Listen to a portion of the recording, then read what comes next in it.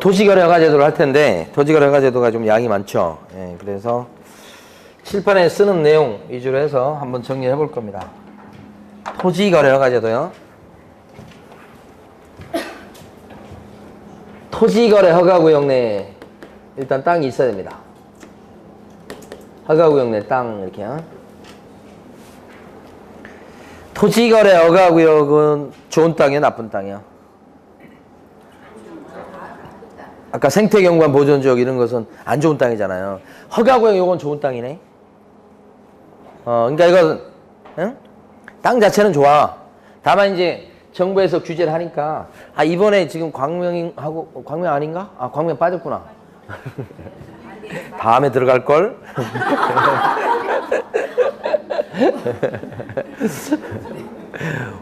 다음 예정지요. 그런데 어쨌든간 아니 제가 아니 저기 뭐냐 저기 제 아는 사람도 여기 갖고 있어. 여기 재건축 단지 거 갖고 있는데 어제 빠지니까 어젠가 그젠가 수요일 날 빠지니까 되게 좋아하더라고. 그래서 그랬죠 제가 아직 끝난 게 아니라고. 자. 허가구역 내에 들어간 땅, 그러니까 예를 들어서 뭐 그린벨트에서 풀잖아요. 그러면 막 모두가 달라들겠죠. 이번에 신도시 뭐 지역으로 이렇게 지정하잖아요. 옛날에 한번 어디서 미리 세가지고 문제가 됐었잖아요. 근데 이제 그런 지역에다가 만약에 내버려두면 막 투기적 거래가 많이 될 거 아니에요. 그래서 허가구역으로 딱 묶어버려. 그렇게 되면 이제 묶인 땅이 되는 거죠. 원래는 좋은 땅인데.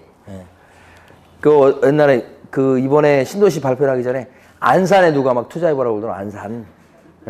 안산 어디가 될 거라고 막 해가지고. 근데 안 되긴 안 됐지. 거기 좀 투자하는 사람들 꽤 있는 것 같더라고요. 자, 허가구역 내 땅. 그 다음에 땅덩어리가 커야 돼. 기준 면적을 어떻게 해요? 초과. 이렇게. 덩어리가 커야 돼. 조그만 땅 거래했을 때는 신경도 안 써. 그 다음에 소유권이나 그 다음에 여기는 지상권이 들어갑니다. 지상권 취득하는 건데 그죠? 취득이라고 하면 좀 그러네. 설정 이전입니다. 사실은 정확히는 설정 이전 이렇게. 근데 중요한 건 유상이에요. 유상 이렇게. 자, 이런 허가구역 내 땅에 대해서 덩어리 큰 땅에 대해서 소유권 지상권 이런 걸 갖다가 설정하거나 이전하는 계약 했을 때 사전에 허가받는 거예요. 그러니까 이런 지역에 들어가면 사전에 허가 신청을 넣어가지고요. 이렇게 그 다음에 허가를 받습니다. 그리고 계약서 쓰게 이렇게. 이게 토지거래 허가제도예요. 이런 땅일 때 허가 신청을 넣어가지고 허가받고 계약서 쓰게끔 이렇게. 이때 이제 허가 내주는 사람은 시장군수구청장이에요. 시장군수구청장에 허가를 받도록 돼 있다. 이것도 사전 허가죠. 이렇게. 그러면 이제 저 위에서부터 하나씩 봐요. 허가구역이다 그러면 이것은 누가 지정할까요? 허가구역을 묶는 사람. 지정권자는 국장이 지정하거나 또는 시도의사가 지정합니다. 지정권자가. 그러니까 이게 만약에 경기도하고 서울에 걸쳐 있는 지역을 허가구역으로 묶으려고 그래. 그러면 누가 하는 게 좋겠어? 경기도의사나 서울시장이 하기가 좀 그렇잖아. 그 윗선인 국장이 하는 거고, 경기도 일원에 있는 경기도 지역에 있는 일부 땅을 허가구역으로 묶으려고 합니다. 그러면 누가 지정하면 되겠어요? 경기도지사 이런 뜻이에요. 이렇게. 자, 그리고 지정하는 절차를 보면 지정 절차 이렇게 되면 자, 4단계 절차입니다. 일단은 도시계획심의위원회에서 회의를 열어서 여기를 묶을까 말까 심의해요. 심의를 먼저 하고. 그리고 나서 이제 여기서 심의해가지고 허가구역으로 묶어야 되겠다. 그죠? 이렇게 결정을 하면 이번에도 이거 했을 거예요. 지정이 되면 심의해가지고 결정이 되면 공고를 해요. 허가구역이라고 공고한다고. 이걸 지정공고라고 그러죠. 그럼 공고를 하면 공고하는 사람은 요 사람들이겠죠? 그래놓고 요 국장이나 시도의사는 알려줄 만한 사람한테는 알려줘요. 이거 통지예요. 국장이 만약에 지정했어. 그러면 시도의사한테 통지. 그리고 시도의사가 다시 시장군수 구청장한테 통지. 시장군수 구청장은 등기소장까지 통지. 이렇게 되는 거예요. 등기소장 왜 알고 있어야 되죠? 등기 신청 서류가 들어올 때 허가구역이면 토지거래 허가증이 있어야 된다고. 등기 낼 때. 등기소장도 알고 있어야지. 토지거래 허가증에 첨부가 돼서 들어오지 않으면 등기를 안 해줘 버려야 되니까. 그래서 등기소장까지 통지요. 그리고 마지막에 뭐예요? 열람. 열람은 주민들 열람. 내 땅에 허가구역에 들어가는지 열람할 수 있도록 해야 될 거 아니에요? 요 4단계 절차를 거쳐요. 여기서부터 여기까지. 그런데 이 절차를 거치는 과정 중에서 진짜 여기가 허가구역 내에 들어가는 땅이 되는 시점은 언제죠? 그게 중요하죠. 언제부터 허가구역이 되는 거예요? 열람을 했을 때 이때부터 되는 게 아니고 그 전에 그죠. 지정 공고가 뜨면 그 공고가 있을 때부터 5일 있다가 효력이 발생한다 그래요. 응? 5일 있다가 효력 발생 이런 식으로 5일 있다가 이렇게 된 거지. 5일 있다가 응? 이렇게. 요것이 중요하죠. 그런데 만약에 이제 허가구로 묶었지만 가만히 보니까 실제 거래된 걸 딱 보니까 투기 가능성이 별로 없어. 그렇게 되면 반대로 어떻게 해야 되겠어요? 풀어야 되겠죠. 푸는 걸 뭐라고 그래요? 푸는 것을 지정, 해제. 일부만 푸는 걸 뭐라고 그래요? 일부 축소 이렇게 불러요. 해제, 축소 이렇게 불러요. 이거 푸는 거, 반대로 이거 묶는 거 이렇게. 자, 그래서 우리는 지정하는 걸 본 거예요. 지정 절차까지. 그럼 허가구역에 들어가. 그런데 허가구역에 들어가는 땅이라고 해서 무조건 허가받는 게 아니고 땅덩어리가 커야 되는 거예요. 이게. 그죠? 그래서 중요한 것은 요 기준 면적이라고 하는 것을 꼭 여러분들이 기억을 해 주셔야 돼. 근데 이거 보면 크게 이제 자, 공법 시간에 배우실 때 도시지역과 비도시지역으로 나눠. 거기서는 이제 도시지역 말고 비도시지역과는 뭐가 있어요? 관리지역도 있고 농림지역도 있고 그런 거 있잖아. 그게 비도시지역이요? 그러니까 도시지역하고 뭐 도관, 농자 뭐 그런 거 외우잖아요. 그런 거예요. 도시지역 중에 보면 요게 용도지역상 주거지역이 있고 상업지역이 있고 공업지역이 있고 그 다음에 녹지지역이 있지. 그죠? 주상, 공록 이렇게 하잖아 또. 이게 도시지역일 때는 이런 용도지역에 따라서 기준 면적이 좀 틀려. 주거지역일 때는 180제곱미터를 초과해야 돼. 주거지역일 때는. 그러니까 만약에 주거지역인데 면적이 150밖에 안 돼. 허가 안 맞는 거예요. 이거 180을 초과해야 돼. 주거지역인데 면적이 그 땅의 면적이 180이야. 허가 받아요, 안 받아요? 안 받습니다. 180까지. 넘어야 되니까. 넘어야 받는 거예요. 원칙적으로. 그 다음에 상업적일 때는요. 200제곱미터 초과해요. 이거 나중에 암기하셔야 돼요. 초과 이렇게 된 거예요.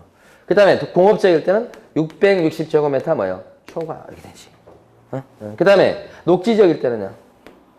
100제곱미터 초과. 이렇게. 그런데 도시적인데 아직 주거지역인지 상업지역인지 이렇게 용도지역이 지정되지 않는 지역도 있을 수 있죠. 그랬을 때는 90제곱미터만 초과해도 허가받도록 돼 있다는 거죠. 요것을 기억을 해 주셔야 돼. 근데 이거 도시적이니까 그렇고 만약에 비도시적이다 그러면 이것은 용도지역이 뭐냐에 따라서 기준 면적을 정해놓은 거지만 법에서 여기 비도시적은 지목이 뭐냐에 따라서 기준 면적을 정해놨다고. 그 지목이 예를 들어서 제일 싼 산지다. 그죠? 다른 말로 임야. 응? 산지다 그랬을 때는 1000 넘어가야 돼. 1000제곱미터 초과했을 때 토지거래 허가를 받도록 하고 있고 그 다음 싼 땅이 뭐냐면 농지죠. 농지. 그랬을 때는 절반인 500제곱미터를 초과했을 때 또 허가받도록 되어 있는 거예요. 그 다음에 이제 그 다음에는 얘네들보다 싼 땅은 없는 거예요. 그래서 뭐 대지라든지 뭐 이런 나머지 지목일 때는 그때는 뭐요? 250제곱미터만 초과해도 뭐예요? 허가받는 거야. 다른 지목일 때는 임야일 때는 1000, 농지일 때는 500 초과. 나머지 기타 지목들은 뭐예요? 250 초과. 나머지는 전부 다요. 요것을 기억해 두셔야 돼. 그래서 저거 암기하셔야 될 내용이고 시험 끝까지 중요하게 다뤄야 될 부분이에요. 요거. 그 다음에 이런 땅덩어리 일단 전체 봤을 때 커야 되는데 이런 땅에 대해서 소유권이나 지상권을 설정하거나 취득하는 걸로 생각하시면 돼. 넘기거나 이런 계약을 할 때에 사전에 허가받아라 이런 얘기죠. 그러니까 만약에 주거지역인데 면적이 300제곱미터야. 허가구역 내에 들어가는 거고. 그렇죠? 근데 거기에 대해서 예를 들어서 임차권 설정을 해가지고 그 땅을 빌리기로 한 거야. 거기다 건물을 올려가지고 몇 년 동안 장사하려고 그랬나 봐요. 그때는 토지거래가 받는 거야, 안 받는 거야? 안 받는 거예요. 뭐에 대해서만? 소유권, 지상권, 이게. 나머지는 안 들어가는 거예요. 특히 여기서 주의할 것은, 그죠? 증여 있죠, 증여. 토지거래 허가구역 내 덩어리 큰 땅을 갖다 여러분들 증여 받았어. 그랬을 때 등기 신청할 때 허가증이 첨부되느냐? 될 필요가 없다. 왜 그래요? 증여는 무상계약이에요. 토지거래 허가를 받도록 되어 있는 것은 무슨 계약요? 유상이니까 요거 중요한 거고요. 그 다음에 하나만 더요. 최근 시험에 나왔던 거 경매요. 경매로 허가구역 내 땅을 낙찰 받아. 경매로. 그랬을 때 토지거래 허가증이 필요할까요? 경매로 허가구역 내 땅을 낙찰 받을 때 면적도 기준면적 넘어 허가구역 내 땅이야. 기준면적을 초과해.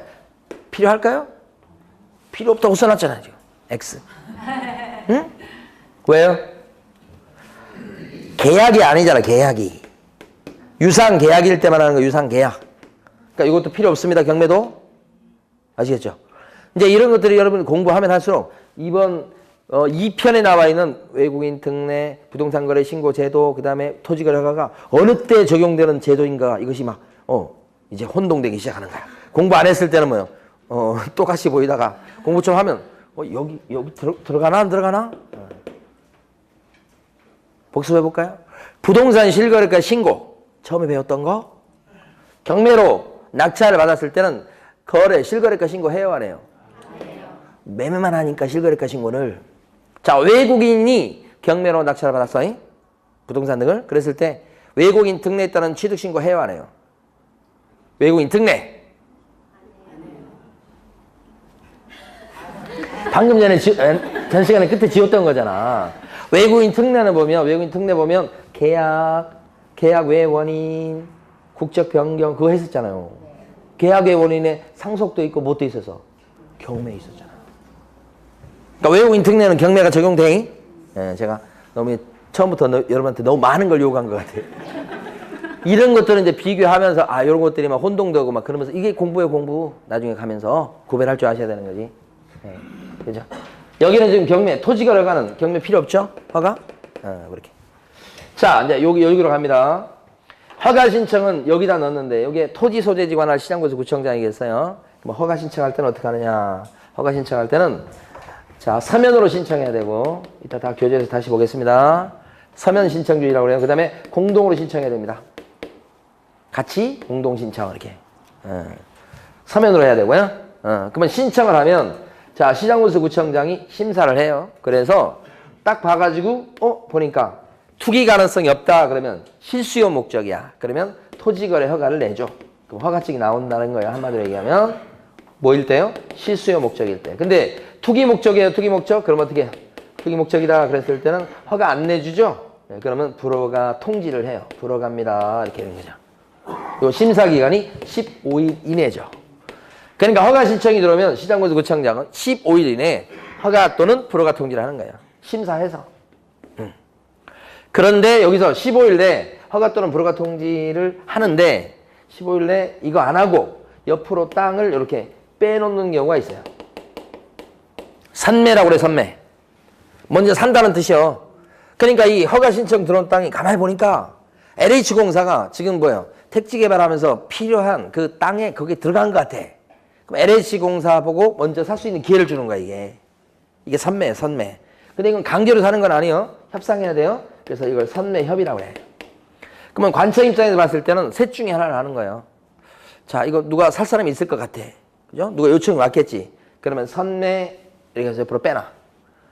그게 아니면 투기 목적이 없다 그러면 허가. 있을 때는 불허가. 하여간 15일 내 요거 셋 중에 하나를 하는 거예요. 근데 만약에 중요한 거 만약에 15일이 넘어가도록 산매해서 빼놓지도 않고 허가증을 주지도 않고 불허가 통지도 않고 넘어갔어. 15일이 지나버렸어. 그럼 어떻게 될까? 그러면 허가받은 것으로 돼버려요? 허가받은 것으로 봐줘요? 언제 그러냐? 요 15일이 끝난 날 다음 날. 15일 됐죠? 15일 딱 끝난 날 그렇게 되는 게 아니고 요거 중요해요. 일단 밑줄 그을까요? 끝난 날 뭐예요? 다음 날 허가받은 것으로 봐준다, 쳐준다 이게 되게 되는 거지. 그럼 여기를 잠깐 설명드리고 넘어가 봐요. 예. 거의 다 큰 틀은 거의 다 했어요. 여기서 이제 요건 이번에 생각하겠습니다. 예. 협상에서 하는 거고. 자, 만약에 요게 안 됐죠? 이게 협상한 게 이거 깨질 수도 있잖아. 그럼 다시 이렇게 돌아오는 겁니다. 예. 그러면 돌아와서 치수의 목적일 때는 허가증을 내주고, 이게 안 됐을 때, 결렬되면 투기 목적이 없을 때는 허가를 내주고, 투기 목적이 있을 때는 허가 안 내주고, 그렇게 되는 거예요. 되돌아와서. 예. 이제 요거 선매로 빼놓지 않았어. 그러면 요거 아니면 요건데, 여기 허가 나갔어, 이제 여기서. 그럼 어떻게 되느냐. 이건 허가 났으니까 일단 계약서 쓰겠죠. 예. 그래서 요거 이제 등기까지 납니다, 지금. 등기까지. 뭐 소유권 취득했겠죠, 땅에 대해서. 그 땅, 취득한 땅은 허가 신청하면서 우리는 이런 목적으로 쓸 거예요. 여기 농사 질 거예요. 여기다 집 질 거예요. 이런 식으로 허가 신청하면서 그 땅의 사용 목적을 적어서 내는데 그 목적대로 써야 돼. 그걸 뭐라고 그러냐면 이용 의무라고 그래. 사용 의무 또는 이용 의무. 뭐대로 이용하죠? 허가 받은 대로 이용할 의무가 생기는 거예요. 허가 내주면. 허가는 농사 짓겠다고 해놓고는 나중에 거기다 농사 안 짓고 다른 거 하면 안 되잖아요. 그렇죠? 그 허가 신청한 그 목적의 그걸 가지고 이 사람한테 허가 내줄지 말지를 결정하는 건데. 그래서 만약에 허가 받았죠? 그러면 허가 받은 대로 사용할 의무가 있다는 거죠. 그 이용 의무 기간이 시험에서 굉장히 중요해요. 그래서 이용 의무 기간이 2년짜리가 있고, 그 다음에 4년짜리가 있고, 그 다음에 5년짜리가 있고, 그런데 이따 교재에서 볼 건데, 많은 것은, 요 중에서 제일 많은 것은 2년짜리가 많아. 허가구역내 땅이지만 거기다가 진짜 자기가 살 집을 짓겠다고 허가 신청을 했어. 그랬을 때는 이 사람 투기 목적이 아니고 자기가 살려고 하는 집을 지으려고 땅을 매입하는 거니까 허가를 내주는데 그 사람은 그 땅을 갖다가 자기가 거주하는 주택 용지로 2년은 써야 돼. 2년은. 그러니까 자기의 거주용 주택 용지로 쓰겠다 이렇게 들어왔다면 그때는 최소한 2년 동안은 그 땅을 자기의 거주용 주택 용지로 써야 돼. 그러니까 그 건물을 뭐 팔거나 2년 내에 팔거나 그러면 안 된다는 얘기가 되는 거예요. 이게. 농사 짓겠다고 만약에 농지를 취득하고자 해서 허가 신청이 들어왔어. 그러면 가만히 보니까 이 사람이 농사 짓겠다고 하는 거니까 그때는 허가증을 내줬다 이 말이야. 그럼 그 사람은 최소한 그 땅을요 2년 동안은 뭐 해야 돼? 농사 지어야 돼. 그런 뜻이에요. 그런데 이런 약속을 또 안 지키는 사람이 분명히 또 있겠죠. 어딘가는. 안 지키면 어떻게 되죠? 안 지키면 그때는 지키라고 말을 먼저 해야 됩니다. 그죠? 우리가 뭐 집회 같은 거 할 때도 집회 기간이 끝나면 시간이 끝나서 그러면 해산하라고 그래요. 그럼 해산하라고 그러면 해산을 자기들이 알아서 즉각 해산하면 문제가 없죠. 해산 안 하고 막 화염병 던지고 막 하잖아. 그러면 거기 있는 그 책임자가 해산하라고 자꾸 이렇게 몇 번씩 얘기를 해. 이제 불법이 됐으니까 해산하라고. 그 해산하라고 명령을 내린다고 그게 뭐예요? 이행명령이에요. 그러니까 허가받은 대로 안 쓰고 있잖아. 농사 안 짓고 있어. 그럼 어떻게? 왜 농사 안 지어요? 빨리 농사 지어요. 라고 얘기를 하는 거지. 얘기를 하면 좋게 얘기하면 말을 들어요? 안 들어요? 안 듣는 거예요. 좋게 얘기했고 말 안 들어. 우리 둘째 놈처럼.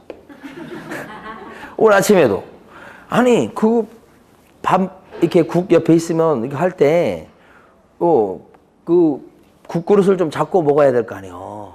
그래서 혹시 이게 한 손으로 이렇게 해버리면 잘못하면 쏟잖아요. 그래서 제가 보니까 이거 이렇게 하다가 쏟겠어. 너 그러니까 그 잡고 해라 그랬어. 들은 채도 안 해요. 그러더니 맞아 이렇게 하더니 쏟았어. 그럴 줄 알았다고. 좋게 하면 얘기 안 들어요. 그래서 이제 말 안 듣죠? 그럼 어떻게 해요? 이행강제금이죠. 이행강제금. 몽둥이 들고 와야 돼. 이행강제금. 이행강제금 10%까지 때릴 수 있어. 그죠? 이렇게. 요런 단계. 예.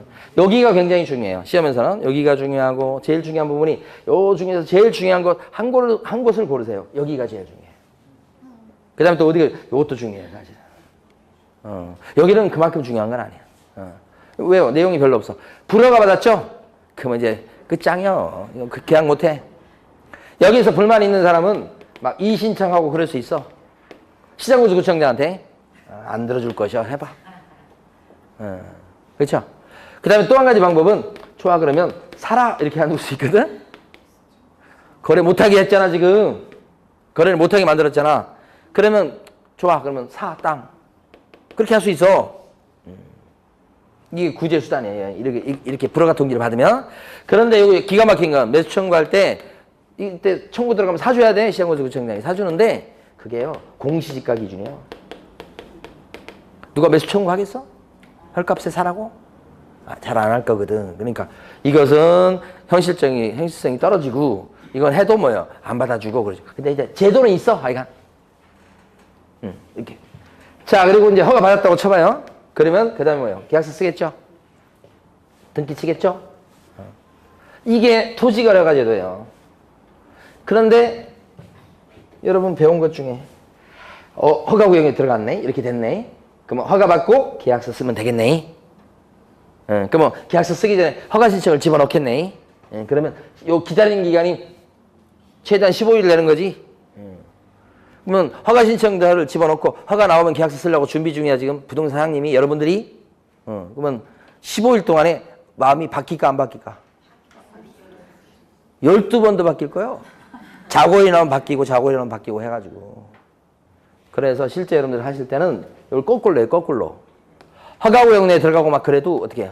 계약서를 먼저 써. 주저앉혀 놓고 계약서를 써가지고 뭐야? 이 계약서 내용 중에 허가 신청하고 허가를 받으면 계약이 유효로 되는 걸. 만약 허가 못 받으면 계약금 돌려주는 걸로. 무효로 하고 계약금 돌려준다 하면서 계약서를 먼저 써놔야지. 그리고 나서 뭐야? 허가 신청을 넣죠. 순서를 완전히 거꾸로 한다니까. 그래서 허가를 받죠. 허가 받으면 어떻게 되는 거야? 허가 받을 수도 있고 못 받을 수도 있고 그러잖아. 받으면 다시 계약서 쓸 필요가 없잖아. 소급하잖아. 소급. 그죠? 계약서 쓸 때부터 허가 받은 걸로 보는 거잖아 지금. 이런 거 공부하셨죠? 아직 안 했구나. 민법에서 공부하셔 이걸. 그죠? 허가 못 받으면 어떻게 되는 거야? 무효로 끝나버리는 거지. 이런 것을 이제 뭐라고 그러냐면 유동적 무효라고 들어보셨나요? 안 들어보셨어요? 아직. 그렇죠. 그러면 요런 계약을 여러분들 하신다고. 많이 한다고 이걸. 계약 만약에 허가 못 받으면 계약은 무효로 하고 계약금은 돌려주기로 합니다. 이렇게 하는 거. 그러면 요때 허가 신청을 하고 허가 받기 전에 요 계약은 효력이 있을까 없을까? 허가 신청하기 전에 허가 받기 전에 요런 계약은 효력이 있을까 없을까? 완전히 있는 것도 아니고 완전히 없는 것도 아니고 그렇게 아주 요상한 거예요. 이걸 뭐라고 불러? 유동적 무효라고 부르는 거예요. 무효인데 완전한 무효가 아니에요. 그렇죠? 무효로 될지 유효로 될지 왔다 갔다 한다 이 말이야. 그러니까 유동적 무효라고 불러 이거에. 말 좀 어려울 수 있어요. 그러니까 확정 무효하고 틀리지. 왔다 갔다 하는 무효라고. 이걸 민법 시간에 배우시게 돼. 우리 중개 실무에도 이게 시험에 나올 수 있어요. 이게. 그래서 판례들이 많아. 그죠? 판례가 많다는 얘기는 뭐예요? 현장에서 이렇게 한단 말이에요. 대부분. 자, 교재를 정리해 보겠습니다. 교재는 일단은 263페이지요. 네모 2번. 토지거래 허가구역의 지정이라고 돼 있죠. 지정기간은 요 허가구역으로 묶는 것은 일단 길면 몇 년까지요? 5년까지 묶을 수 있죠. 5년 이내 이렇게 되죠. 길면 5년 이런 뜻이고. 가로 2번. 지정권자는 누구냐? 국토교통부 장관 아니면 누구야? 시도지사다. 그게 가로 2번이고요. 그 다음에 다음 페이지 가시면 가로 4번. 지정 절차가 나옵니다. 지정 절차. 4단계를 갖다 동그라미 쳐볼게요. 반가로 1번에서는 심의합니다. 도시계획심의위원회, 도시계획위원회에서 심의. 자, 반가로 2번에서는 뭐냐면 공고. 또 하나 더 있죠. 통지까지. 알려줄 만한 사람한테 다 알려주게 돼 있죠. 그 다음에 반가로 3번에서는 끝에 열람. 주민들 열람. 요 4단계 절차예요. 자, 근데 가로 5번의 제일 끝줄. 그죠? 지정은 제일 끝줄요. 허가구역의 지정 공고한 날부터 며칠 있다가 5일 있다가 효력이 발생되더라. 제일 끝줄. 공고한 때부터 며칠 있다가 5일. 그죠? 자, 넘어갑니다. 이제 267페이지. 허가권자는 시장군수구청장입니다. 그죠? 가로 2번 허가 대상 권리는 여러분 두 군데에다가 동그라미 치셔야 돼. 소유권하고 또 뭐요? 지상권. 자, 그 다음에 두째 줄 끝에 가시면 두째 줄 가운데 보시면 대가를 받고 이전하거나 설정하는 경우로 한정 이렇게 돼 있죠. 대가를 받고 이게 뭐냐면 유상이에요. 유상. 그 다음에 그 뒤에가 계약이죠. 그러니까 여러분들은 유상계약이다 이렇게 알아두시면 돼요. 유상계약이다. 소유권, 지상권, 유상계약 이렇게 기억하셔야 돼. 그래서 증여 빠지죠. 증여 빠지죠. 무상이어서 빠지는 거 증여. 그 다음에 경매 빠지죠. 경매는 계약이 아니어서 빠지죠. 이 두 가지 아니다. XX 두 개 적어 놓으시고 증여 X, 경매 X 이렇게 적어 놓으시고 자 밑에 있는 박스 있죠. 박스 별표 꾸준히 암기하셔야 됩니다. 아까 한 거죠. 박스 전체를 암기하셔야 된다고요. 자 넘어갑니다. 268페이지입니다. 268페이지 보면 허가 신청할 때는요. 네모 3번에 가로 1번 허가 신청서 제출이라고 되어 있죠. 자 그래서 첫째 줄 한번 볼게요. 허가를 받으려는 자는 그 허가 신청서에 신청서 나오죠. 서면 허가 신청서에 계약 내용과 토지 이용 계획, 자금 조달 계획 등을 적어서 시장군수구청장한테 제출해야 된다 이렇게 돼 있죠. 그렇잖아요. 그러니까 여기도 보니까 자금 조달 계획 이런 거 나오네요. 아까 부동산 거래 신고할 때는요. 투기과열지구내 3억 이상 주택일 때 그때 한해서만 자금 조달 계획 이런 거 냈었잖아요. 근데 토지거래 허가 신청할 때는 다 낸다고 보시면 돼. 금액이나 이런 관계없이 그런 뜻이고 이번에 올해 시험에 나왔던 게 뭐냐면 그 밑에 있는 박스 참고로 되어 있는 박스가 시험에 나온 거예요. 그럼 그 중에서요 뭐 일반적 상식적인 내용이에요. 근데 그 중에서 저기요 동그라미 5번 계약 예정 금액하고 7번 뭐가 있죠? 자금 조달계 그런 거 기억을 해 두실 필요가 있겠어요. 자 됐고요. 그 다음에 쭉 넘어가셔서 이제는 270페이지요. 270페이지 네모 5번 가시고 네모 5번 보시면 가로 1번이 있고 넷째 줄까지 있어요. 그거 읽어보겠습니다. 밑줄 긋겠습니다. 이런 내용들이 중요합니다. 시장군수구청장은 허가 신청서를 받으면 허가 신청서니까 서면으로 한다는 얘기예요. 신청을 민원 처리에 관한 법률에 따른 처리 기간 이게 며칠이라고요? 15일입니다. 하자 또는 불허가 처분을 하고 허가 또는 불허가 처분을 하고 신청한 사람에게 허가증을 발급하거나 불허가 처분 사유에 서면으로 알려줘야 된다. 불허가 통지를 한다는 뜻입니다. 며칠 내? 15일 내. 다만 15도에 따라 선매 협의 절차가 진행 중인 경우에는 위 기간 내에 15일요. 그 사실을 신청인에게 알려줘야 되겠다. 옆으로 빼놨죠? 선매죠, 선매? 그랬을 때는 어떻게 해요? 15일 내 그 신청인에게 또 알려주라 이거죠. 그러니까 가로 1번은 여기 허가 신청이 들어왔을 때 요거든지 요겁니다. 그거 얘기한 거예요, 지금. 전부 다 며칠 내요? 15일. 그런데 밑에 보시면 가로 2번 민원 처리에 관한 법률에 따른 기간에 허가증의 발급 또는 불허가 처분 사유의 통지가 없거나 선매 협의 사실의 통지가 없을 때는 15일 내 셋 중에 하나를 아무것도 안 한 거예요. 그러면 그 기간이 끝난 날, 그 다음에 이거 중이죠. 다음 날에 1항에 따른 허가가 있는 것으로 본다. 그죠, 그죠? 끝난 날이 아니고 끝난 날, 다음 날. 시험이니까 그런 거 물어보는 겁니다. 자, 그 다음에 오른쪽에 가시면 이의신청과 매수신청이라고 돼 있죠. 매수신청 또는 매수청구라고 하기도 합니다. 매수청구. 오른쪽에. 요게 지금 칠판에 보면 요겁니다. 불허가 통지를 받았죠? 그럼 어떻게 할 수 있어요? 이의신청할 수 있죠? 그 다음에 사라고 할 수 있죠? 이때는 강제로 사줘야 됩니다. 매수청구. 그죠? 매수신청이라고 돼 있는데 매수청구 이렇게 쓰기도 합니다. 자, 그 다음에 제목만 보시고 넘어갔고요. 넘어가셔서 이번에는 274페이지입니다.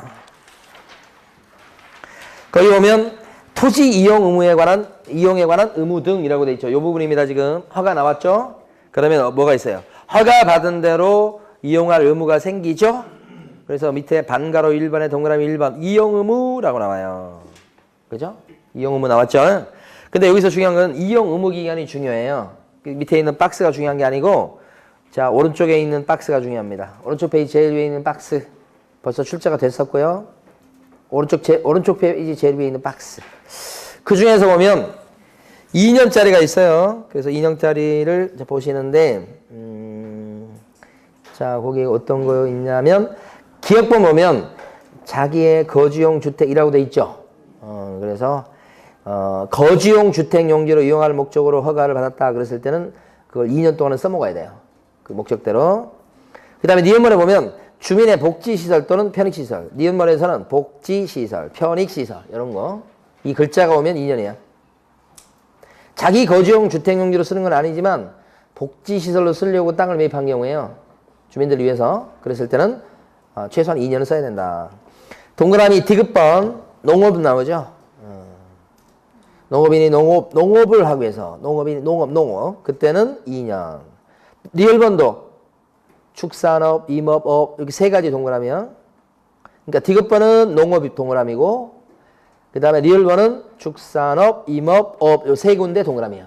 전부 다 이용 의무 기간이 몇 년이에요? 2년. 대부분 다 2년이에요. 그 다음에 미음번은 이제 지금은 넘어가고요. 비읍번도 뭐 이번에 넘어가는 게 좋겠습니다. 나중에 설명드립니다. 공법 배우고 나서. 자, 그 다음에 반가로 3번에 보면 뭐라고 나오면 이행강제금 나왔죠? 그래서 자, 반가로 3번에 동그라미 1번. 시장군수 구청장은 토지의 이용 의무를 이행하지 아니한 자에 대해서는 상당한 기간을 정해서 토지 이용 의무를 이행하도록 명할 수 있다. 이게 뭐라고요?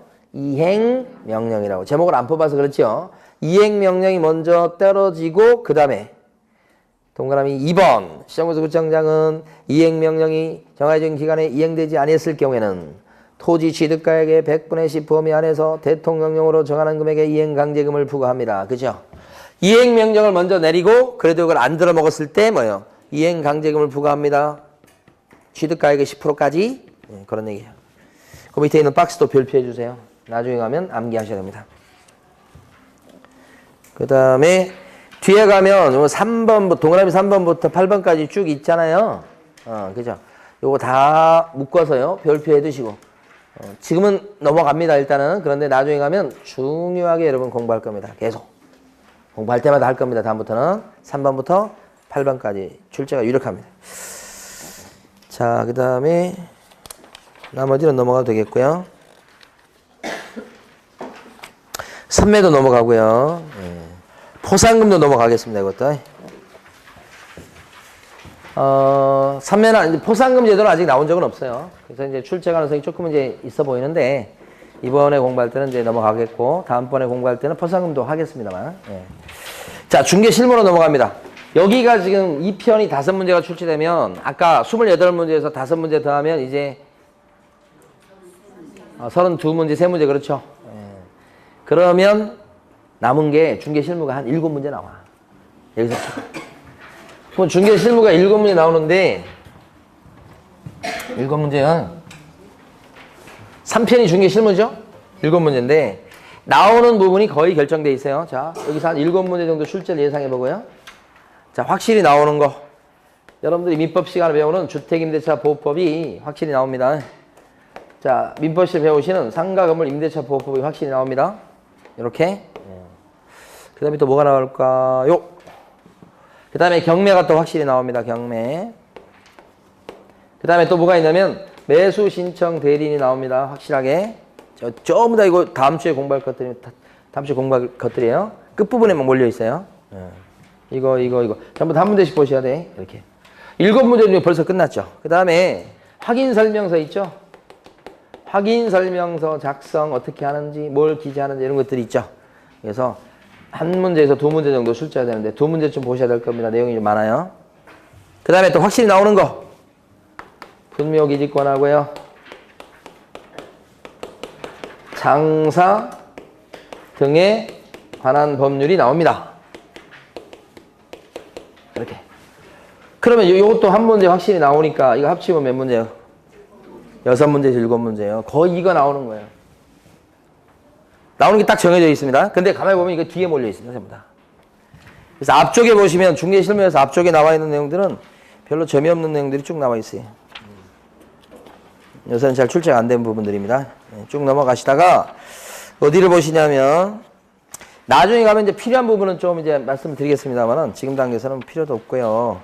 그러면 전체로 봤을 때도 이제 중요도가 좀 떨어지니까 넘어가는 겁니다. 자, 어디 가시냐? 314페이지 갑니다.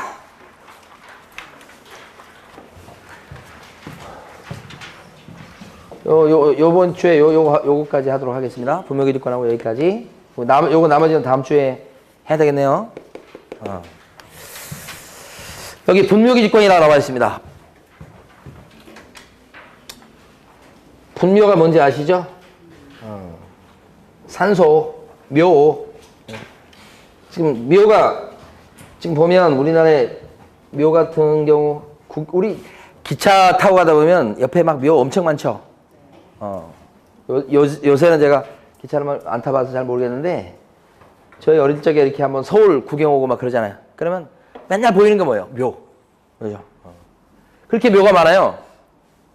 근데 문제는 뭐냐면 이 묘가 자기 땅에다가 묘를 딱 써놨어. 이러면 뭐 그나마 그럴 수 있어. 예? 자기 아버님 돌아가셨는데 모셨어요. 보통 이제 이면에다가 이렇게 묘자를 쓰잖아요. 그런데 이제 어떤 경우가 생기냐면 남의 땅인데 아버님이 돌아가시니까 B가 몰래 가서 묘를 써. 이렇게. 누가? B가. 어디에다가? 남의 땅에. 몰래. 몰래 할 것도 없어. 이 사람이 서울 살아. 그러면 서울에 사니까 시골에 뭐 얼마나 내려오겠어. 예? 1년에 가봤자 뭐 한 번, 두 번 내려올까? 근데 묘를 쓴 거야, 이렇게. 근데 이 사람이 땅을 투자해놨다 그러면 시골에 안 내려올 수도 있어. 내려와도 그냥 여기까지 안 올 수도 있고 그래. 근데 한 20년 막 지나고 막 그럴 수 있잖아. 20년 지났으니까 땅값이 엄청 올랐겠지. 그래서 거기에 뭐가 또 뭐 개발된다는 소식을 듣고 또 전화해서 물어보니까 땅값도 엄청 뛰었다고 그러고 기분이 좋아가지고 딱 온 거야. 응? 이제는 이제 올랐으니까 팔아야 되겠다. 왔어? 20년 만에 왔다고 쳐. 근데 갔더니 팔라고 갔더니 자기 땅이 좀 달라졌어. 보니까 모양이. 이런 것들이 막 수북이. 동네 사람들이 있잖아요. 이거 땅 주인이 서울 사람이다. 이렇게 하고 여기 또 좀 외진 곳에 있고 그러니까 막 어르신들 돌아가실 때마다 여기다 첫 번째 딱 쓰는 걸 아니까 처음에 딱 몇 자리 쓰는 게 어려운 거예요. 그 다음부터는 어떻게? 당연히 몇 자리 쓰는 걸 생각해서 또 가서 여기다 몇 자리 쓰고 이게 늘어난 거예요. 20년 만에 왔더니만 이렇게 바뀐 거예요. 큰일 난 거예요, 이 사람. 왜요? 이 사람이 지금 몇 자리 쓰라고 한 것도 아니지만 우리 판례가 어떻게 인정하냐면 20년 넘도록 시비를 안 걸고 지나갔죠? 그러면 요 B한테 무단으로 묘를 쓴 B한테 권리가 생겨버려요. 그 권리가 분묘 기지권이야, 이게. 이게 법전에도 없는 건데 판례가 인정해, 판사가. 너 20년간 뭐 했니? 막 이렇게 하는 거야. 그렇게 함부로 몇 자리 써놨으면 20년 동안 잘 관리해야지. 그죠? 그러니까 땅 같은 거 갖고 있으신 분들 같은 거 관리를 하셔야 돼. 그걸 하면 땅이 이상해져 버려요. 이런 것도 마찬가지야. 그러니까 20년 지나가지고 분묘기득권이 생기면 그 다음에 이분이 이제 땅을 팔려고 그랬더니 어떻게? 이걸 치워야 땅을 팔 수 있잖아. 이거 있는 상태에서 땅을 갑한테 팔려고 그랬더니 갑이 이거 보고서 산다고 그래요? 안 산다고 그래? 안 산다는 거예요. 그럼 어떻게 해야 돼, 이거? 분묘기득권이 생겨버린 분묘라고 한다면 전부 다 이장비 다 줘야 되는 거예요. 그럼 이장비 조금 달라고 그러겠어요? 많이 달라고 그러겠어요? 땅값도 많이 올랐는데. 많이 달라고 그럴 거 아니에요. 그러기 전에는 못 비켜준다고 할 거 아니야. 그러면 땅을 못 팔아먹게 생겼는데, 지금? 분묘기득권이 여기서부터 생기는 거야, 여기서부터. 그러니까 분묘기득권의 이 권리 자체는 뭐냐면 땅 주인하고 묘 쓴 사람하고 분쟁이 발생한 거예요. 거기서부터 출발한 거예요. 그랬을 때 판례는 20년 동안 마음대로 썼지, 20년 동안 시비 안 걸었지, 이게 권리가 생겨버린다고 보는 거야. 그다음부터는 강제로 팔아라는 소리 못하게 된다는 거예요. 이게 분묘기득권. 그래서 이 분묘기득권은 법전에 없어요. 법에 있는 권리가 아니에요. 전부 다 뭐예요? 판례요, 판례. 100% 판례, 100%. 그 판례들을 공부하는 거예요. 그 분묘기득권은 뭘까, 그러면? 남의 땅을 묘를 갖다가 수호하기 위해서 남의 땅을 쓸 수 있는 요 권리라고 하는 거야. 자, 분묘기지권은 이 분묘를 수호하기 위해서, 그죠? 제사 지내고 가꾸고 벌초하고 하기 위해서 그 옆에 있는 요 땅 부분, 밑에 있는 땅 부분, 옆에 있는 땅 부분을 요 이용할 수 있는 권리를 뭐라고 그래요? 분묘기지권이에요. 이 땅에 대한 소유권을 취득하는 게 아니에요. 땅을 사용할 수 있는 권리만 취득한 거야. 그래서 이걸 지상권하고 비슷하다고 봐. 그러면 이런 권리가 생겨버리면 함부로 파내라고 못하겠죠? 이건 좀 어려운 말로 하면 시효취득이라고 그래. 시효취득. 20년 지났다고 해가지고. 근데 만약에 이런 것도 있을 수 있지. B하고 A가 친척이야. 아버님이 돌아가셨어. B 다시가. 그러니까 친척한테 찾아가서 아버님을 모실 자리가 없다고 요거 이민한데 저 산이니까 거기다 좀 아버님 모시자고 그랬더니 여기서 오케이 해준 거야. 친척이니까. 몇 자리 썼어? 오케이 해주는 순간에 이 땅은 뭐예요? 기본적으로 자기 땅이 아니게 되는 거야, 이제. 그걸 알고나 오케이 하는지 모르겠어? 오케이 해주는 순간에 그 다음에 어떻게 해요? 분묘기지권이 생겨. 바로 생겨. 이거 20년이 필요 없고. 승낙을 하면, 오케이 하면. 그러면 그 다음부터는 어떻게 돼? 이제는 돈 꿔준 사람하고 똑같은 거야. 꿔줄 때는 앉아서 꿔주지만 받을 때는요. 서서 받아야 되는 거야. 나중에 이거 땅값 많이 올라서 이제 팔아야 되겠어. 팔려고 그러면 이런 게 있으면요. 땅 사는 사람이 안 살려고 그래. 뭐 이장 좀 해주셔야 되겠는데 이장 좀 해주세요. 막 이렇게. 이장 해주면 오케이 다행인데 이장 안 해줬다고 해서 강제로 이걸 파낼 힘이 없어 이 사람한테는. 뭐 해줬기 때문에? 오케이 해줬기 때문에. 이런 게 다 팔래요. 그러니까 승낙 얻어가지고 몇 자리 썼다 그러면 그 승낙 받은 사람은 몇 자리 썼을 때 여기를 이용할 수 있는 권리가 생겨버려요. 이렇게 얘기하는 거예요. 이렇게 분묘기지권이 생기는 경우는 이런 방금 전에 말씀드린 두 가지에다가 하나가 더 있지. 하나는 어떤 경우냐. A가 자기 아버님을 A-를 여기다 모셨어. 이렇게. 자기 땅에다 몇 자를 썼고 A가 몇 자를 썼기 때문에 A한테 분묘기지권이 생길까요? 자기 땅인데? 자기 땅은 무슨 분묘기지권이 뭐가 필요해서 자기 땅 맘대로 해도 돼. 거기다가. 그런데 땅을 팔게 된 거예요. B가 땅을 사. 근데 B가 땅을 사는데 가만히 보니까 여기 묘가 있네. 묘를 보면서도 뭔 소리를 안 해, 이 사람이. 이장해달라는 소리를 안 하잖아. 그럼 뭐야? 소극적으로 생각하면 몇 자리 쓰는 거에 대해서 오케이 해준 거란 말이에요. 승낙해 준 거라고. 그래서 그냥 이전들끼리 받아서 땅에 대해서. 근데 이건 A- 아버님은 여기 그대로 모셔져 있지. 땅에 대한 등기가 넘어가는 순간에 A는 옛날 땅 주인은 이 묘에 대해서 드디어 뭐가 생겨 이제 분묘기지권이 생기지 드디어. 그래버리면 그 다음부터 이제 B는 이거 함부로 파내라는 소리 못하고 이장비 줘야 돼. 이게 세 번째예요. 이장해달라는 요구 없이 땅을 매입하고 땅에 대한 등기가 넘어가는 순간에 옛날 자기 땅에 몇 자리 썼던 A한테 분묘기지권이 생긴다고. 그러니까 분묘기지권이 생기는 원인은 우리 판례는 요 세 가지를 들어요. 그럼 이러한 분묘기지권은 자 보세요. A가 자기 땅에 B가 와서 친척이라고 해서 몇 자리 씁시다 그랬더니 오케이 해준 거야. 그래서 B가 여기다가 아버님 B-를 모셨어. 이렇게. 그럼 B는요. 분묘기지권이 생겼어요. 이렇게. B는 그런 상태인데 A가 이 땅을 갖다가 이 땅이 굉장히 넓으니까 요거 구석지에 있는 분묘는 뭐 그렇게 영향이 없어. 그래서 이 땅을 갖다가 A가 C한테 팔아. 그죠? 그럼 C는 이제 새로운 땅 주인이 되네. 그럼 이 사람은요. 새 땅 주인은 B한테 이제 주인이 바뀌었으니까 이거 이장하시오라고 요구할 수 있을까요? 그 요구했을 때 이 사람은 이걸 이장을 해야 될까요?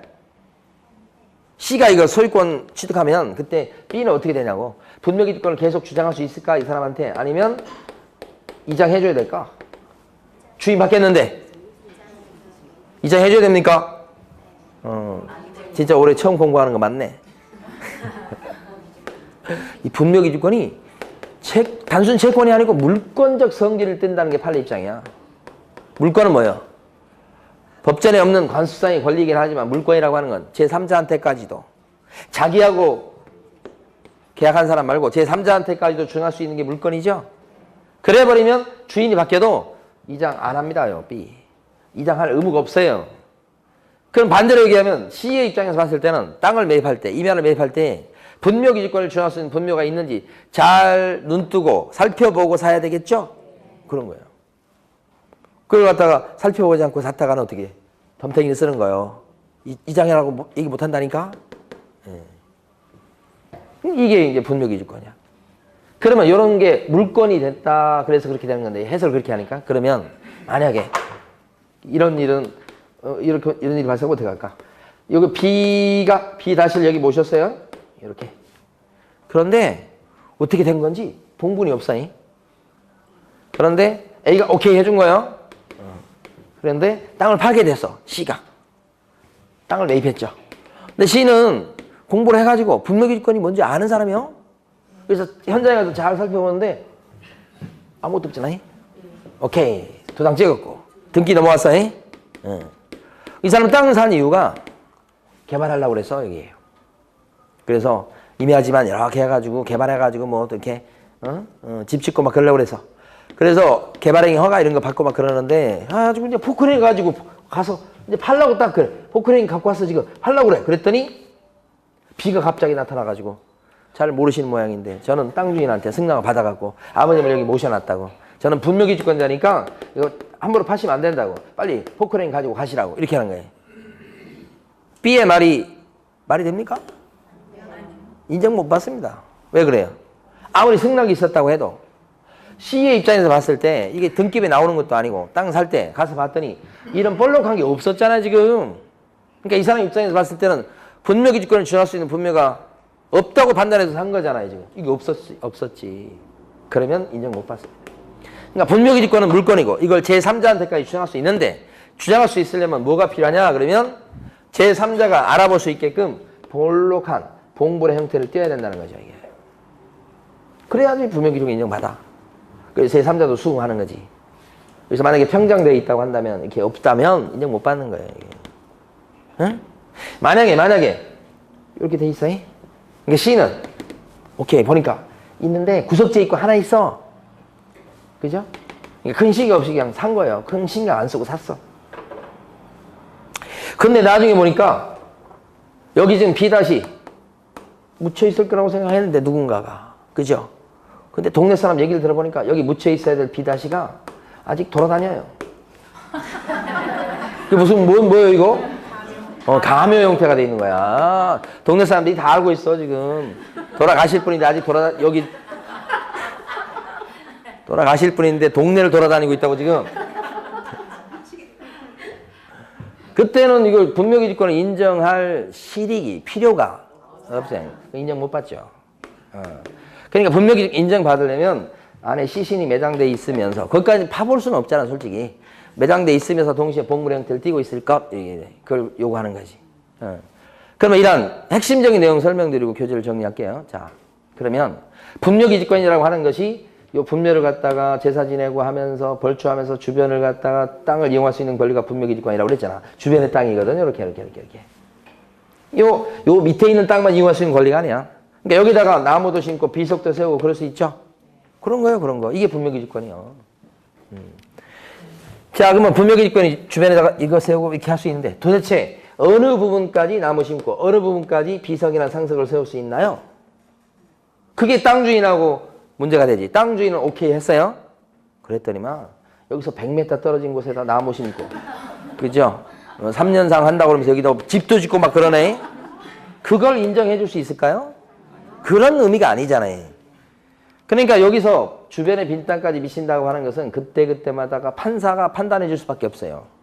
몇 메타까지 그런 건 없다고. 그러면 둘이 싸우면 판사가 나타나서 여기까지야 라고 얘기한다고. 그건 어디까지 미칠지 분묘의 크기나 분묘의 지형, 임야의 지형이라든지 크기 여러 가지를 고려해서 판사가 얘기해 주는 것이니까 획일적으로 몇 메타까지라고 얘기할 수는 없다는 거야. 어쨌든 요 기지 부분에만 미치는 건 아니고 주변의 빈 땅까지 미쳐요. 주변의 빈 땅까지 미쳐요. 이건 맞는 말이에요. 이게. 또 어떤 부분까지 미친다는 것을 확실하게 얘기하기는 힘들다는 거고 또 한 가지는 주변의 빈 땅까지 미치니까 여기요. 여기 있는 B가 이번에는 어머님이 돌아가셔서 그런데 분묘기지권이 이렇게 있다고 생각되는데 어머니 돌아가시니까 분묘기지권이 여기까지 미시니까 어머님을 갖다가 옆에다가 이렇게 묘를 또 써놓은 거야. 그러면 분묘기지권자라고 된 요 사람이 땅 주인의 새로운 승낙도 없이 여기다 어머님 돌아가셨으니까 이렇게 몇 자리를 써서 분묘기지권이 그 주변에 빈 땅 여기까지 미치도록 이렇게 인정해야 될까요? 이러면 안 되잖아 이게. 그러면 이걸 인정하기 시작하면 맘대로 분묘기지권자가 맘대로 묘를 또 쓸 수 있다고 한다면 주변에다가 한 번 묘자를 쓰라고 승낙했다 그러면 그 이후로 이 사람은 이 땅 주인이 아니에요. 다음에 또 누가 돌아가실 거예요? 돌아가시면 또 여기다 또 묘자를 쓰고 주변에 빈 땅 하면서 또 넓어질 건데 계속 자자손손 이렇게 할 건데 말이 안 되잖아요. 그래서 주변에 빈 땅까지 미쳐서 거기다가 비석 세우고 나무 심고 그렇게 할 수 있다는 거지 거기다 묘를 또 이렇게 쓸 수 있다는 것은 아니라는 거예요. 상식적으로. 다 판례 내용이에요 이게. 다 판례가 땅 주인하고 분묘기지권자가 둘이 싸우니까 판사가 다 얘기해 준 거라고. 근데 좀 애매한 게 있어요. 원래 아버님 돌아가셨어요. 어머님 이번에 돌아가셨지. 근데 어머님이 돌아가시면서 유언을 남기셨어. 뭐라고? 아버지하고 합장시켜달라고. 좀 믿기 어려운 유언이지. 에? 저희 아버님하고 어머님 어제 저기 용인 저기 뭐야 본가에 갔다 왔거든요. 그래서 몸이 막 그래서 입맛도 없으시다고 그래가지고 앞에 가서 이제 식사를 하는데 그 앞에 식사하시면서 저하고 식사하시면서 두 분이 거기서 싸우셔. 아니 그런데 합장해달라는 그 납득이 되겠어요? 네. 그래서 합장을 시켜달라고 해서 합장을 갖다가 하려고 그래. 될까요 안 될까요? 합장은 묘가 이렇게 하나인데 우리 판사가 고민했겠죠? 결국 판사는 인정 안 했어요. 합장하게 되면 분묘의 크기나 뭐 이런 게 달라지면서 분묘기지권에 미치는 범위가 옛날보다는 늘어날 가능성이 있다고 보는 겁니다. 그래서 인정을 못한다. 만약에 합장하고 싶어 그러면 땅 주인한테 새로운 승낙을 받으시라. 그래서 만약에 합장해서 몇 자를 썼다면 그건 인정해준다. 근데 승낙도 없이 분묘기지권자라는 이유만으로 마음대로 합장해서 묘를 이렇게 쓸 수 있는 것은 아니다. 그치? 그게 판례 입장이야.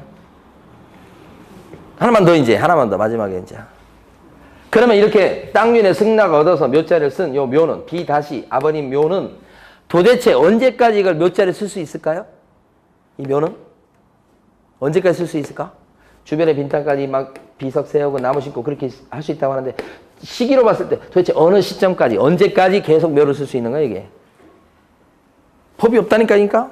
그러니까 또 판사가 고민했겠죠. 이 사람이 둘이 싸우는 거예요. 이 사람 입장에서 봤을 때 한 50년 썼으니까 많이 쓴 거 아닌가? 이제는 좀 이장해라 이렇게 하는 거고. 이 사람은 뭐예요? 뭔 소리냐고. 지금 아버님 계신데 이거 이장하라니 말이 되냐고. 이렇게 둘이 싸울 거 아니에요?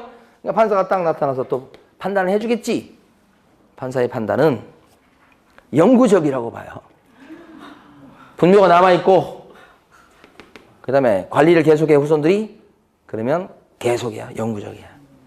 분묘기지권 그래서 무서운 거예요. 어떻게 보면 계속되니까 이 분묘기지권이. 근데 사실은 가만히 보면 현실적으로 분묘를 갖다가 후손들이 이렇게 잘 관리하느냐. 관리하는 후손들도 많으시겠지만 제가 아는 후손들은 그렇게 잘 관리하지는 않는 것 같더라. 저만 해도 저희 뭐 이렇게 직계로 봤을 때 예를 들어 할아버지까지는 기억이 나는데 뭐 증조 할아버지도 기억이 안 나고 뭐 그러니까 가면 묘가 그 증조 할아버지 뭐다, 고조 할아버지 뭐다 이렇게 이거만 알지 얼굴은 모르잖아요. 근데 이제 좀 세월이 더 흘러봐. 그러면 뭐요? 우리 저 아들이나 또 그 손자 때에서는 기억도 못 할 거 아니에요. 관리 안 한다고. 보통 이제 큰 집에서 이제 맡아서 좀 관리하고 의무감에. 예.